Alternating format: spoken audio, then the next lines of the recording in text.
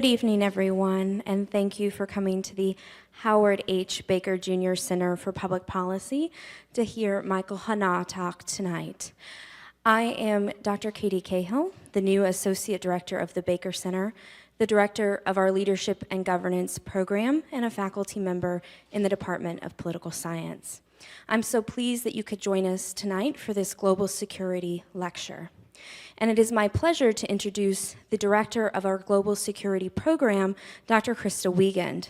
Dr. Wiegand is a faculty member in the Department of Political Science. She holds a PhD from Duke University, and last year she was a Fulbright in the Philippines, studying conflict in the South China Sea. If you would join me in welcoming Dr. Krista Wiegand to the stage, she will be introducing our honored guest.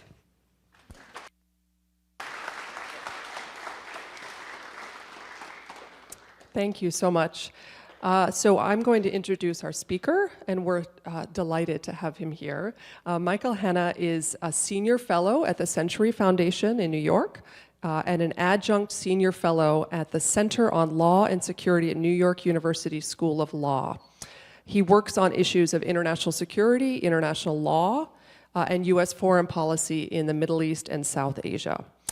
He directed the Century Foundation's 2015 International Working Group on Pakistan, which was chaired by Ambassador Thomas Pickering, and he also served as co-director of their 2011 International Task Force on Afghanistan, which was co-chaired by Ambassador Pickering and Ambassador Lakhdar Brahimi. He has published widely in U.S. On U.S. foreign policy in both national and international newspapers and journals, including the highly esteemed Foreign Affairs and Foreign Policy journals. He also appears regularly on TV and radio programs, including PBS, BBC, and NPR. He served as a consultant for Human Rights Watch in Baghdad in 2008. And has spent extensive time in Egypt since the 2011 Arab Spring uprising. Prior to joining the Century Foundation, he was a senior fellow at the International Human Rights Law Institute. He's fluent in Arabic and was a Fulbright scholar at Cairo University. He received a JD from New York University School of Law, where he was editor of the Law Review, and he is a graduate of the College Scholars Honors Program here at University of Tennessee as well. So please welcome Michael Hanna.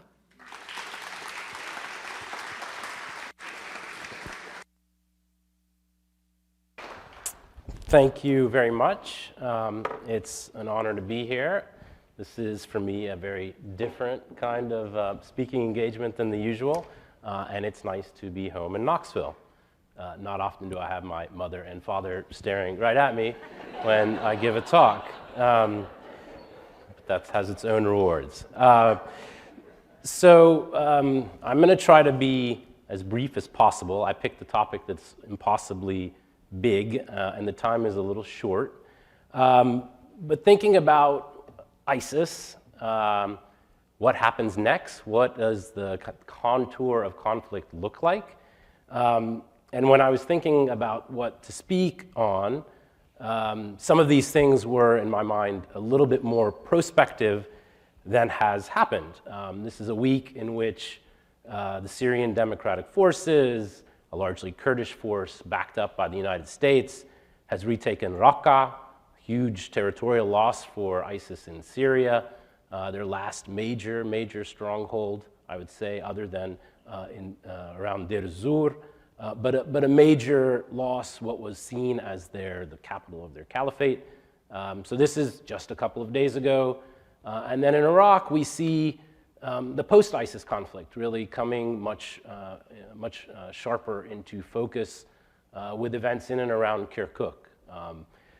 Disputes and conflicts that haven't disappeared but have been somewhat frozen as priority was placed on ISIS.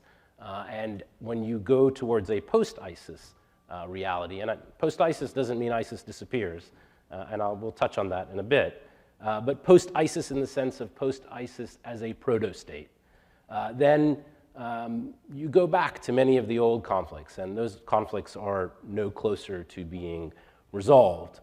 They were frozen in some cases, and now we're in that new period, a new phase, and it's very clearly taking shape, and taking shape in some ways that are in a much quicker fashion than we might have anticipated. And that presents some very big questions for the United States. Looking back quickly at ISIS and its rise, ISIS obviously kind of burst on the international stage and captured attention in 2014 with really what were unimaginable land grabs that made them into something like state. Really nothing that anybody could have ever imagined, but it wasn't a new organization.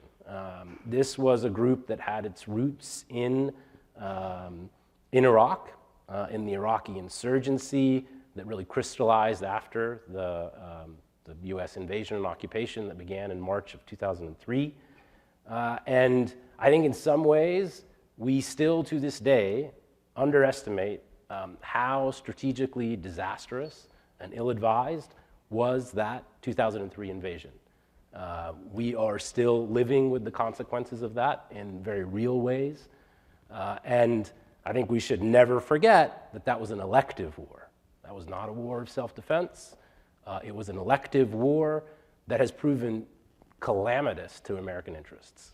And we're still largely dealing with those ramifications today. And one of those manifestations, and there are other causes, of course, but the proximate main cause, the main destabilizer of the region, was the invasion of Iraq in 2003. Now, ISIS was largely the precursor organization. It was the Islamic State of Iraq, Al-Qaeda in Iraq. I mean, they had different names. But by 2011, it was largely contained and degraded. And we could tell that by the pace of its attacks in Iraq, where it had been a real menace in terms of its capacity to undertake complex terrorist operations and to be a very robust, maybe not nationwide insurgent group, but one that had inflicted huge damage on the nascent Iraqi state. But it was regenerated, and there are, I would say, three critical factors here. And one of the main ones is the lack of Iraqi capacity following US drawdown. And some of this is not apparent, and it's not troop numbers, but some of it is in the intelligence, surveillance, and reconnaissance assets that left the theater. And some of that was not by choice. Some of that was an internal Iraqi decision about how much cooperation they wanted with the United States then.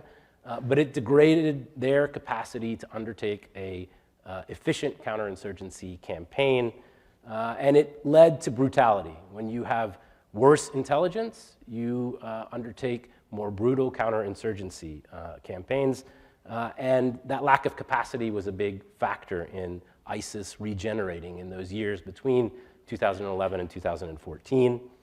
The rule of Nouri al-Maliki, the Iraqi prime minister at the time, also an aggravating factor, a centralizing sectarian figure, and his focus on his own rule, I think, had really deleterious effects on governance and the general state of affairs in Iraq. And then lastly, and I think most importantly, the war in Syria. So without the war in Syria, ISIS would have gotten stronger in Iraq, but Iraq would have muddled through. We would never have seen what happened in terms of the territorial gains in Mosul and Fallujah and Tikrit and Ramadi. That would have been unimaginable. And so why did that happen? Well, so in expanding the conflict and giving ISIS strategic depth, it gave them the ability to raise resources, to generate new recruits, and I think really critically, it also changed their imagination. The war in Syria made ISIS and its cadres think differently about what was possible. And it was a huge morale boost. And we could see that in their capacity, in their numbers. And without that intervening factor of the war in Syria, things would have transpired not great in Iraq, but I think good enough, a sort of muddle through scenario.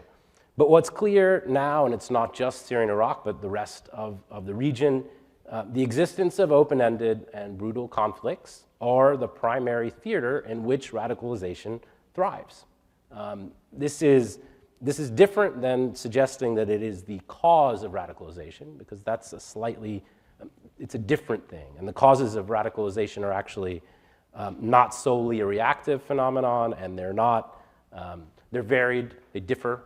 They're very different for someone living in the suburbs of Paris than they are for a Sunni insurgent in Anbar province. But we know that these conflicts are the place where these groups thrive. And of course, it's quite notable that despite what is happening with ISIS, the number of open-ended conflicts in the Middle East, including Syria and Iraq, but also Egypt and the Sinai Peninsula, Libya, Yemen, this is a theater in which these kinds of groups will continue to thrive. Now, the battlefield success of ISIS was in some ways self-perpetuating. These kind of spectacular territorial gains led to really unimaginable gains in recruitment. The numbers of foreign fighters that flowed into Iraq and Syria were unprecedented. They dwarfed the numbers of foreign fighters that went to Afghanistan, say, in the 1980s. Dwarfed the number of foreign fighters that went to Iraq in the wake of the American invasion in 2003. Thousands upon thousands that were going into Syria and Iraq every month. Now, the group reaches its peak in really late 2014. They take Raqqa, Fallujah, Mosul, and other towns in Iraq and Syria. And at that point, they've declared war on the world. And the world obliged and declared war back on them. That changed things. I think really had to be a miscalculation on their part. And we've seen since that time, really, since late 2014, a very methodical US-led operation working through local partners in Iraq and Syria, but also Libya, Afghanistan, Yemen, as this phenomenon has spread. We've seen these US-led operations, particularly in the core region of Iraq and Syria, where we've seen combined air power and small unit special operations deployments, methodically push ISIS out of all of these cities and towns. And they haven't lost all of their territory, but clearly that's a matter of time. And ISIS is degraded. It is not what it once was. Now, they're also facing a parallel campaign, a Russian and Iranian-supported Syrian campaign further south. We've seen them lose Palmyra and other areas in the Euphrates River Valley around Deir ez-Zor and Mayadeen. All this looks very bleak, but ISIS has actually been here before. And to hark back to my earlier comments, they are no longer a proto-state, but they remain a very successful and capable terrorist organization and an insurgency. They previously retreated mostly into the Iraqi deserts, bided their time, and they will likely attempt to do that again. They will seek to exploit many of the same divisions and deficits that led to their rise and regeneration before. That being said, the loss of territory is a very big deal. They pin their recruitment on this really unimaginable success. And this hurts their capacity to function as a transnational terrorist organization. That has real ramifications for global security quite broadly. The capacity to plan and execute complex attacks abroad is really boosted by having that kind of safe haven. They don't have that anymore, and that's a real important gain in this very, I think, long fight that's going to continue for many years to come. Now, there are issues of networked radicals. Their recruitment is oftentimes based on networks and use of internet and social media and other avenues. That remains. There's the major issue of returnees. If we look at the number of foreign fighters that have participated in these wars, And that's a huge issue in particular for Europe. European numbers really dwarf the number of Americans involved. But again, capacity eroded, and that's a significant achievement. But what's clear, as I mentioned at the outset, is that this is a new phase. It has exposed a lot of the existing conflicts and divides. And again, we saw that very clearly in Iraq, where as soon as ISIS is no longer the kind of binding priority, much of the old disputes emerge. And that's going to continue to be the case. And of course, now we have some very serious policy questions for the United States. And it comes at a time when the United States, frankly, is not particularly well equipped to grapple with very serious policy questions. And we see this both in Syria and Iraq, and I'll touch on that nearer to the end. For the past 3 years or so, ISIS has functioned as a lowest common denominator in the region. This is not a region with robust collective security or cooperative security mechanisms, but ISIS could serve as a unifying feature. Now, this is not to say that ISIS was everybody's number one priority. It was clearly the United States' number one priority, but it was enough of a priority for enough partners and parties on the ground that it served to mask over some of the other underlying issues. And again, as ISIS recedes, the importance of these old divides and conflicts emerges again. Of course, transnational terrorism is not limited to ISIS. There is what was the Al-Qaeda affiliate in Syria, Jabhat al-Nusra, which has been renamed several times. They continue to control territory in Syria and Idlib province. And again, if we look at the kind of the theater of operations and the theater of conflict, we face these issues. Countries of the region face these issues in many places: Libya, Yemen, further south in Nigeria and Somalia. This is not a contained issue by any stretch. So we now have to think about what next, and that what next is now. We're faced with Arab-Kurdish divides in Iraq. We saw this where federal forces redeployed to Kirkuk in the north and retook positions that, in some cases, the Kurds, the KRG-linked forces, the Peshmerga, have held since 2003, some that were retaken post-ISIS offensive in 2014. But real fundamental shifts on the ground.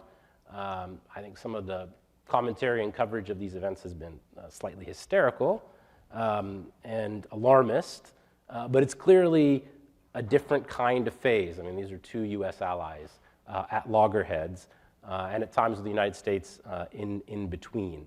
And so there are real policy questions as to what the United States seeks to do in Iraq, how it wants to try to mediate, if at all, because these territorial issues are longstanding. I mean, the analytical community has been talking about Kirkuk and the disputed territory since 2003, and in some ways it's the conflict that never actually happened, but it's coming to a head at the moment. We're also faced with very serious questions about what U.S. forces on the ground in Syria are going to do. And that's not a question that can sustain itself for too much longer. U.S.-backed forces are coming into very close proximity with Russian and Iranian and Syrian forces in Syria. And there's a question about what to do. Do we continue to support local allies? Do we continue to then court more direct conflict with the Syrian government and its enablers? We have complicating issues because our allies in Syria are predominantly Kurdish and have really thrown a huge spanner in the works in terms of U.S.-Turkish relations. And that's not something that can be put off indefinitely. We have tactical nuclear weapons in Turkey, NATO ally, and relations that are really at almost historic lows. And so we have all of these pressing questions facing us. We have an important question about what to do in terms of the final disposition of the war in Syria, how to engage, if at all, with Russia in terms of de-escalation and looking to pursue non-military avenues for settlement, something that I think the Russians are keen on, but the Assad regime has not. And if the Assad regime proves intent on conquering every inch of Syrian territory in often brutal fashion, what then is U.S. policy? Is U.S. policy, is it to continue support for local allies, despite what is a much more direct confrontation with the Assad regime? Or is it going to look to de-escalation by any means, and essentially looking to end the war by whatever fashion? And so that's a lot to deal with under normal circumstances. We have much more abiding challenges in terms of governance in the region.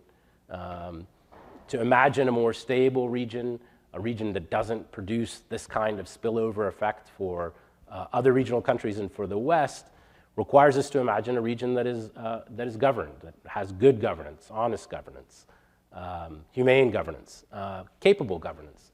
And that's not something that is likely to emerge anytime soon.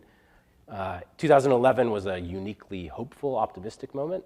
I would say 2017 is a uniquely pessimistic moment. It's hard to imagine that this reactive environment geared around counterterrorism is going to be the laboratory that produces the good governance that I talked about. And without that, these broader challenges will continue, and we will very likely be disproportionately focused on this region for years to come. And I think the last point before, I guess I'm going to finish on time, actually, and we can turn to some questions.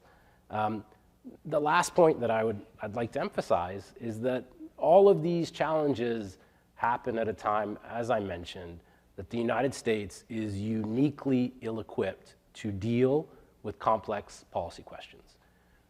Most of the important policy positions at the State Department and the Defense Department that deal with this region and other regions remain unfilled. There is no interagency process to speak of that can grapple with complex policy issues, offer useful policy recommendations, and offer that up to the executive branch at the very top in an efficient fashion. And on most of these issues, policy is a vacuum. We know in some cases that policy is being made on the ground because policy has to be made. Some of this is a carryover from the inertia of having policies in place from the previous administration. But in terms of having any credible thought about what current policy is on or will be, and of course I didn't even touch on Iran and US-Iranian rivalry, confrontation. These things have been heightened in recent months, particularly as talk of the decertification of the nuclear deal has emerged. And I think it's a confusing time in the region. It will be an increasingly confusing time for allies on the ground. And I wouldn't begin to hazard a guess as to what I think this administration will do, because I don't think they have a clue as to what they will do. And I think that should worry us. I will stop there, and no, I'm on time. Never happens. I'm going to stop there, and I'll take your questions. Okay, so we do have a microphone. So. Well.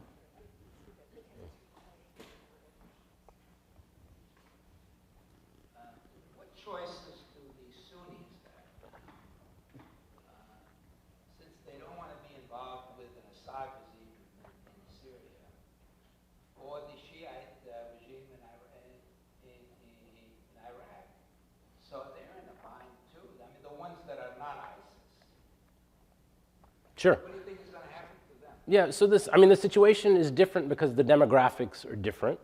So in Iraq, Arab Sunnis are probably 20% of the population. And I think that one of the issues post-2003 for a community that had ruled Iraq, that was used to being in charge, was adjusting to the reality that is demography. The political order in Iraq for the foreseeable future will be Shia-led. They're 60% of the population. The numbers dictate that. And so part of the process between 2003 and the present has been the process of accommodation of Sunnis adjusting to a new political reality. In some cases, that's taken the form of insurgency. It has been no adjustment. It's been a rejection. And that's not to say that this is the main driving factor for insurgency and destabilization, but it's clearly part of what has happened in Iraq. I think post-ISIS in Iraq, politics more broadly and more specifically in looking at Sunni politics have really changed. I think there's a different kind of opportunity for Iraqi nationalism. And I think there are real opportunities. I don't know that the Iraqi government is equipped to deal with them or to take advantage of them.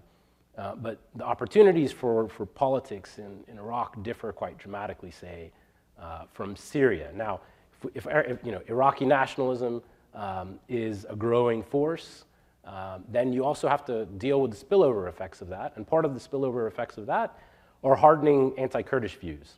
And so that, to the extent it might bind Arab Iraq, it presents huge challenges for us in dealing with Arab-Kurdish issues. I would say in Iraq, in the current Prime Minister, Haider al-Abadi, we're not really going to get a better outcome. He's a far cry from Nouri al-Maliki. He's been at times ineffectual and weak. I think he's gained power and influence in recent days. I think the actions of the federal government in Kirkuk are a huge boost to Abadi. And US policy is really pinned to him. US policy on Iraq and Syria has really continued because the core of that team at State Department and with the military being deployed on the ground is in place. And so we've seen a lot of continuity there. Now on Syria, demography is different. Population is probably 60% Sunni. This is a minoritarian regime. It's an Alawi regime, kind of offshoot. The Assad family are Alawis, an offshoot of Shiism, maybe 10% of the population. And the challenges for Sunnis are different. And the Sunni community in Syria is not unified in this respect. And so there are still elements of the Sunni business community, the urban business community that supports the Assad regime. And supports, I wouldn't say a majority, but there's still elements of the Sunni community that supports Assad. Other elements are reconciled to the fact that Assad has not ended the war, but has effectively ended the threat of regime change. And he has ended the war over what a lot of analysts will call useful Syria. The parts of Syria that the regime prized, the urban core, stretching all the way to the Mediterranean. The war over those parts, over that part of Syria, is over. Assad has won. The war will continue in other theaters, and the brutality and track record of the Assad regime suggests that that regime is not one that is going to look to politics as a way to deal with the places that continue to be outside of their grasp. That's not an insignificant chunk of the country. That's maybe 40%. There are, if you think about the Kurdish areas, and particularly in the south, closer to the Jordanian border, one can imagine de-escalatory scenarios that look to politics. And this is the Russian plan. This is what the Russians aspire to see in Syria. They hope to be able to coax their ally, Assad, to look to institute a more federal system, look to decentralization as a way to to end the possibility of war from these parts of the country, I think the main issue with that is the sheer pig-headedness of the Assad regime. Their track record is not one that generates a lot of hope that those kinds of political avenues will be pursued. And I also don't think the Russians have it within their capacity to force those kind of outcomes on the Assad regime. And when push comes to shove, the Russians aren't going to set aside their ally. And I think Syria is headed for a continuation of what we've seen in recent years. So, in terms of the opportunities for U.S. to play a positive role, you mentioned cost of radicalization in the area. So it seems that the U.S. always given the choice between supporting some positive movements or repressive regimes, has ended up supporting the repressive regimes. An example, Egypt, maybe Saudi Arabia, for example. And has not been very clear-headed in some cases anyway. What are the future positive options that the U.S. may push? Yeah, I mean, part of the problem is that there aren't a lot of those positive options. And I think Egypt is an excellent example because I think the United States viewed the events of 2011 cautiously but somewhat optimistically. They accommodated themselves to a new political reality, one that they assumed would and did include democratic elections, elections that produced outcomes that we were not entirely comfortable with, but we were willing to at least engage the outcomes of that democratic process, and that was a Muslim Brotherhood-led government. What has happened since has been the re-emergence. I mean, we saw the emergence of a religious authoritarian organization in terms of the Muslim Brotherhood. The reaction to that produced a popularly supported military coup. And so if one is looking for those green shoots, you're not going to find them. They don't exist in a place like Egypt. Liberals don't have, secularists don't have political attraction. So the option for the United States is not, do we support the Sisi regime, a military-backed dictatorship, or some other democratic alternative. That democratic alternative doesn't exist in coherent form, and that's part of the problem. Now, I think we can look to U.S. policies that have created that conundrum in some ways. I think I'll go back to the Iraq War and what it has done to the region. But if we look at present policy options, if we look at Syria or other places, there aren't democratic forces that have a chance to succeed at the national level. I think in Iraq, we have a very flawed democracy, not one that I would call a true democracy, but it's one in which there are at least the processes of procedural democracy. And our path in terms of Iraq policy looks much clearer. We know what we want to do in Iraq. We've known that for quite some time. It's part of the reason we were opposed to the Kurdish referendum when it did happen. And so there's a pathway to a kind of sensible, if flawed, policy on Iraq. The only other place where we can look in the region and think about positive, democratic, maybe progressive change in a kind of structural sense is Tunisia. And that's a place I think we should do more. Not because Tunisia is particularly important, it's not. It's little and it's far off the kind of, it's far from the strategic core of the region.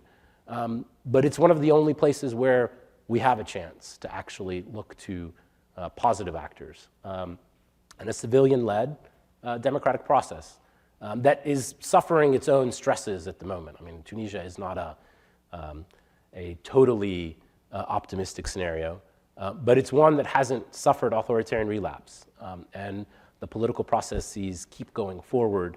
But this is not simply a choice of the United States making. I mean, the United States accepts the region, has to accept the region as it exists in reality. So, in terms of like war against ISIS, how have the Kurdish forces in Iraq Yeah, so they're actually it's somewhat at loggerheads. So the Kurdish forces in Syria are mostly aligned, unfortunately for us and for the region, with the PKK. It's part of the reason why Turkey is so allergic to our support. PKK is a terrorist organization, and that it's been designated as such by many countries. And they're at loggerheads with the KDP-led KRG. These are not groups that are working particularly well with each other. The Peshmerga in Iraq and Kurdish forces are forces that the United States has worked with really almost continuously since even before 2003, but continuously since 2003. We have a lot of familiarity with them. And while complicated, it's complicated for a variety of reasons, some of which having to do with broader disputes about how the KRG should relate to Iraq, the federal government. Baghdad would like us to funnel arms and support through them. The KRG wants us to deal with them directly. That's been a tension that really came out in the open post-Mosul, when the KRG wanted that kind of direct assistance. But it's an established channel. It's an established process, people we've known for a long time. And with the SDF, we're going to face some really hard choices about how far we're going to support this new ally, an ally of convenience. We wanted to fight ISIS. There weren't a whole lot of appealing partners on the ground. If we looked at the kinds of anti-Assad insurgent groups that existed, very problematic for a variety of reasons, many of which having to do with their links and relationships with groups like Jabhat al-Nusra. And the covert program in Syria was a real boon to some of those groups. And this was a real conundrum in that U.S. assistance to anti-Assad rebels almost invariably created gains for groups like Nusra. And that was a real problem. And so after ISIS's breakout in Syria, the SDF was left as the kind of least bad option. Of course, it came at the expense of really damaging U.S.-Turkey relations. And now, what happens and how far the United States is willing to go in support of its new allies in Syria is a real problem, particularly if the Assad regime decides that it is not going to try to conciliate or pacify that potential conflict through political means. I mean, there's a very straightforward political avenue that looks to autonomy for Syria's Kurds in a federal structure or a decentralized structure that would avoid some of these more messy outcomes. But again, that relies on the Assad regime acting in a way that it just hasn't to date. But really quite different situations. I have a two-parter. Will the Shiites and the Sunnis ever get along? And part two, what's the future of the Christian population in this part of the world? So, yeah, I mean, I think it's a mistake to look to modern-day political disputes as a kind of reverberation of ancient enmity. Most current disputes are political disputes that are rooted in the modern world, whether it's fights over territory or power or resources, and that's the case here. Iraq was a sectarian place before the U.S. invasion. There is no doubt about that. It was a Sunni-led regime. Shiites and Kurds suffered dramatically. But the kinds of sectarianism we've seen since 2003, particularly at the height of the civil war in 2006, were really, in some ways, unprecedented for Iraq. And the current disputes, have gained momentum. Now they've projected outward. The Sunni-Shia divide is now a kind of structural feature of regional politics and security dynamics. It's become much harder to deal with. For some groups, it has taken on a kind of ideological, theological significance that makes it harder to deal with when you're not just dealing with the political. And it's become something more than a political dispute in many cases for many groups and peoples.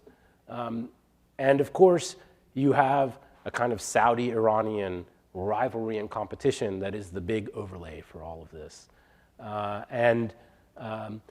Much depends on how the United States and the region come to grips with Iran. I think for the Obama administration, the priority was the nuclear agreement for a lot of reasons. I think they thought that without the agreement, that they would go to war. I think the president thought that. They wanted to avoid that. And I think the nuclear agreement is flawed, but much, much better than the alternatives. I mean, the idea that we want to discard the Joint Comprehensive Plan of Action, the nuclear agreement, is mind-boggling to me. I cannot think of anything at this current juncture that would be more damaging to the United States. But some of these decisions are going to have a very big impact on the region. On a kind of hopeful note, in terms of regional dynamics, in terms of the sectarian divide, Saudi Arabia has finally decided to engage with Iraq. I think the kind of major states in the Gulf in particular have essentially boycotted Iraqi politics since 2003. The isolation of Iraq from the Arab world, I think, has been a very disastrous policy choice. It's very myopic. But we've seen a lot of signs of late that the Saudis are really deciding that rapprochement with Iraq is a wise move. And it's something I've been talking about for years and years. I think Saudi politics and regional policy is changing in some ways, in most ways for the worst. But in Iraq, it's something quite different. I think potentially quite positive. Iraq was the place in which the sectarian divide really grew up. And if there is some kind of regional equilibrium in terms of relationship between Iraq and the Arab world, and a recognition of Iran's inevitable role in Iraq, that kind of equilibrium can have real positive knock-on effects. Iran is important in Iraq. They have to be. They are neighbors. The Iraqis have to have good relationships with Iran. Iran has huge capacity to be a spoiler in Iraq, and they were a spoiler for many years. But Iraq is never going to fight our fights with Iran in Iraqi territory.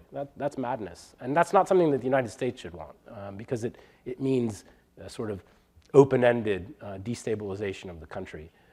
So the United States, the Sunni Arab world, the Iraqis, and the Iranians. I mean, there are a lot of parties here, but people are going to have to figure out how to relate to Iraq, and the sooner that happens, I think the better for the region.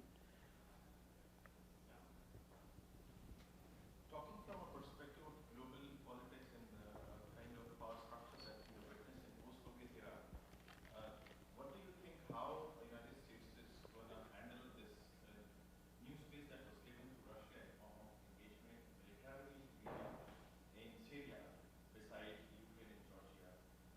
And since that US has just sold a lot of weapons to Saudi Arabia, Saudi Arabia didn't stop and it went to Russians as well. So is this the turn of events for the global political realities of power structure? How would US then think about it? Yeah, so I think the global order has been changing for a while. I think it's been accelerated by the Iraq War, but the kind of unipolarity of the immediate post-Soviet era had to be fleeting, wasn't sustainable. And we've seen a kind of multipolarity emerging. I think it's slightly overstated. I mean, the United States is still by far and away, particularly in military means, the world's leading power. And that's going to be the case for decades. I mean, if we look at your South China Sea, if we look at naval capacity of China, they're just now beginning to be able to project force globally. And that's a big deal for China, but I think it demonstrates the huge gaps that persist. What I think would be a mistake, though, is to assume that what is happening with Russia's entrance into the Middle East, as complicated as it has been, is to frame this as a kind of new Cold War. It's not that. Russia is nothing like the Soviet Union. They are a nuclear power. They have expeditionary capacity. They are using it to some effect in the Middle East. But it would be folly to think about the region in zero-sum terms again. If some countries in the region want to have relations with the Russians, that's fine. The Egyptians have had a very close relationship with the Russians. I think there are red lines for the United States in terms of that relationship. But as currently constructed, it's not a threat to the United States, and we shouldn't see it in those terms. Now, we know quite clearly that Russia has taken an exceedingly aggressive stance vis-a-vis the United States. And Russia's goals in the region are, I think, twofold. One, to assert their power on the global stage. I think the wounds of the collapse of the Soviet Union are very real. And the restoration of pride and the ability of Russia to act as a global player, an indispensable player, is quite important to them. And number two, and I think maybe even more important for Russia in the Middle East and even more broadly, is to frustrate the United States, to stick their finger in the eye of the United States. And that is a policy goal of Russia. So this is not zero-sum or the Cold War, but it's also not a wholly amicable relationship. At the end of the day, you're forced to deal with Russia because they're important, and they have different kinds of assets now on the ground in the region, and they have different kinds of leverage. And so if you're dealing in diplomacy on an issue like Syria in particular, it's the place where they are most important. There is no getting around dealing with the Russians, even at the very level of deconfliction. If you don't want to deal with the Russians, there's a very good chance that you'll have a military accident over the skies of Syria. And so the reality is you have to deal with Russia. That's going to be a very messy, painful process. I don't think Russia is, at the moment, a reliable diplomatic partner. But I think, again, there's no alternative but to continue to deal with them diplomatically. We can't simply cut them off. Next question in the back. Another conflict in the region, which has not been reported very much, is the Yemen-Saudi Arabia situation. Can you touch on that a little? Sure. And I just remembered, you asked me a question about Christians in the region. I'll get to that in a second. So the war in Yemen is a complete catastrophe. It is undercovered. I think it's absolutely true. Whatever Saudi Arabia, this is a Saudi-led war, an intervention, and in a pre-existing civil conflict, multi-sided, with transnational terrorist groups and an overlay of sectarian tensions. Yemen is a very complicated place. It's a place in which really many of Nasser's dreams went to die when he intervened in Yemen in the 1960s.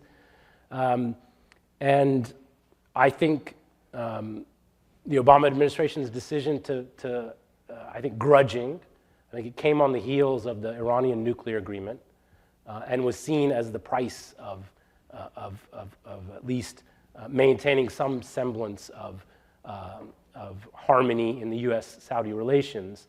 But I think it was a heavy price to decide to back the Saudi war in Yemen, the Saudi intervention. I didn't think it was a wise decision then, and it looks even more so now. I think it was a mistake. There are no clear strategic goals for the Saudis. It is a humanitarian catastrophe. There's a massive cholera outbreak. And no end in sight in terms of what this military campaign can do. To the extent it was intended to create a kind of deterrent capacity vis-a-vis the Iranians, a signal that the Saudis are willing to use all of that fancy military equipment they've bought from us. That's finished, it's done, okay. I think it has had some deterrent effect. But this administration came in with the view that it wanted to double down on that conflict and to deepen American support, which has largely been intelligence sharing and logistics like refueling. But I think that's a wrong approach. It was a wrong approach when the conflict started, and it's a wrong approach now. Yemen has been an opening. That kind of conflict with a sectarian overlay is an opening for Iran. If we want to try to combat and contain Iranian influence in the region, the thing to do is to look to end conflicts, or at least contain them. Iran looks at Yemen as a very cheap way to inflict pain on the Saudis. And to the extent that they had relations with groups in Yemen, they've only grown over time. So it's a very counterproductive campaign, and the Saudis have no idea how to get out of it, and have no sense about what even victory would mean. Christians of the region, the post-2003 environment has been a catastrophe for, if we look at the population of Iraqi Christians, what it was before the war and what it is now. I mean, it's been more than halved.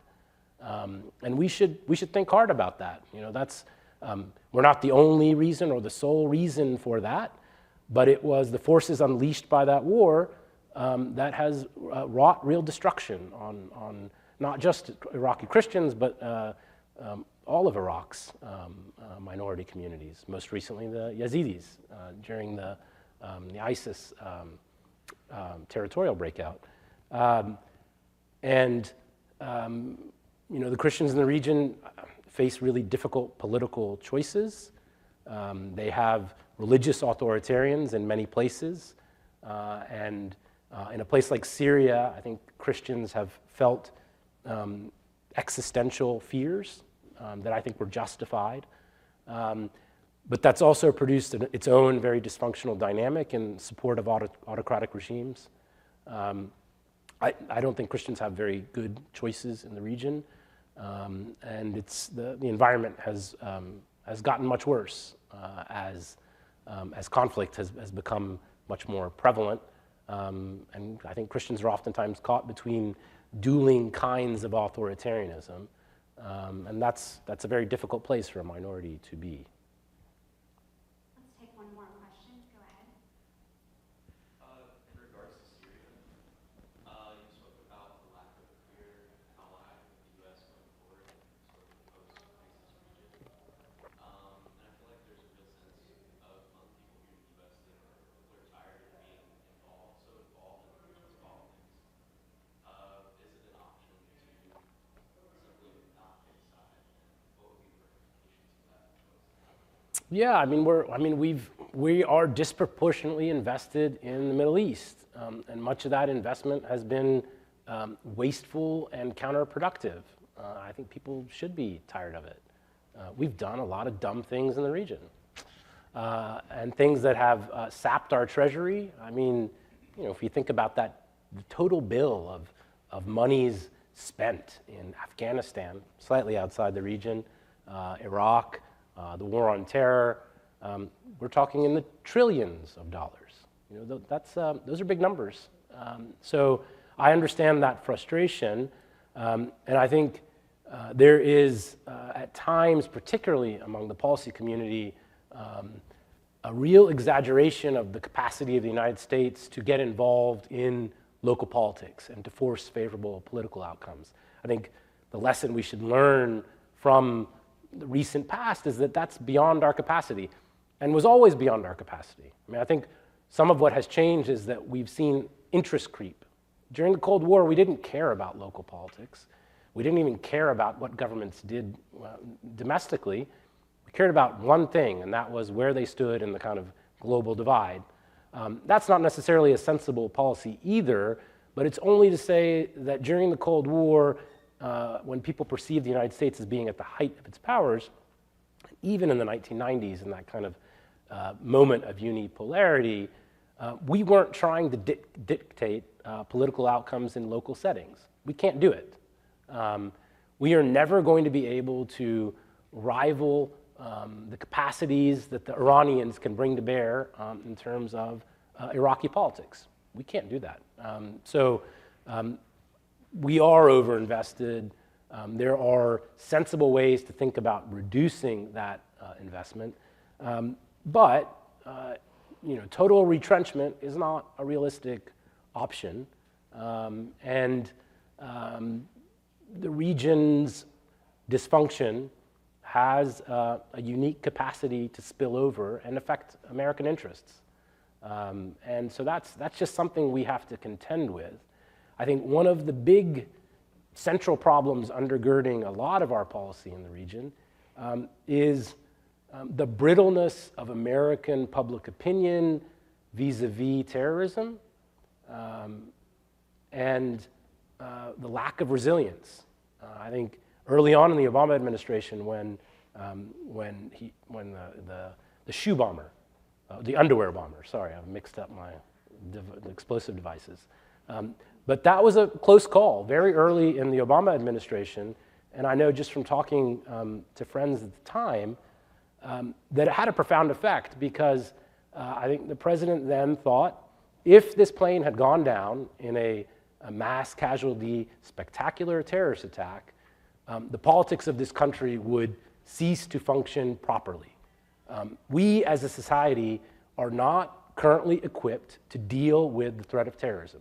It would be, and this continues, I mean, if there is a major terrorist attack in the United States or on US interests, our politics, as classically dysfunctional and crazy as they are now, would go to a different level.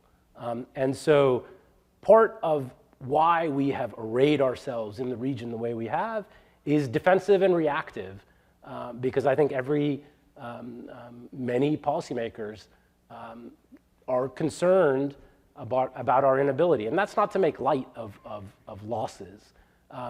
But I mean, if I look at the way that the United Kingdom dealt with IRA terrorism in the 1980s in particular, like 70s and 80s, there was a degree of stoicism there that blunted the effectiveness of terrorism.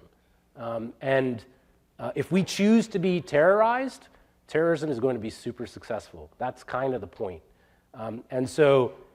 If we overreact to terrorism and we do illiberal things, we overreact militarily, those are deleterious things for our own society, but they also, at the end of the day, I think, feed the defensive way in which we've dealt with terrorism and the region writ large. And I think it's problematic, and I don't think there's any easy fix to that, but it's part of the reason that successive American presidents have dealt with the Middle East the way that they have. Okay, well, thank you so much to Michael Hanna.